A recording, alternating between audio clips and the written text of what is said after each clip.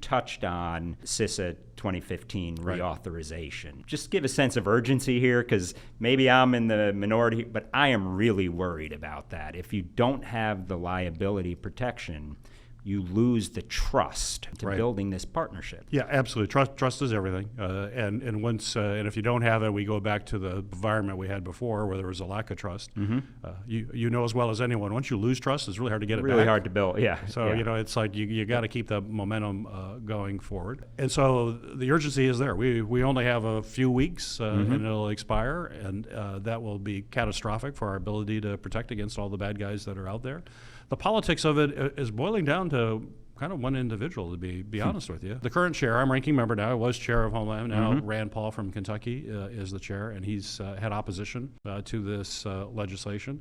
But his issue is basically that he's not happy with CISA, not the CISA, there's a confusion. Not the agency. Not the agency. Well, with the agency. It's with the agency, but it's not the agency. So it's not the reauthorization of the agency. And unfortunately, the agency has got some real opponents in the Congress right now. This bill is different, too. Exactly. You can't conflate the two together. And I think they are being conflated. They are. But I think if I could use this moment to express the sense of urgency, it is there. So folks who are listening to this podcast, if you care about it, which you should, everybody should, make sure that is getting to the chairman's office. And especially if you live in Kentucky, right? Especially if you live in Kentucky, or you know somebody who lives there that also shares this, please reach out to them and let them know it's really important to weigh in.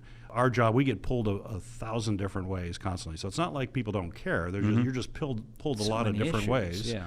And so if someone's not reaching out and saying this is really important, let me make this case, then it won't be taken up.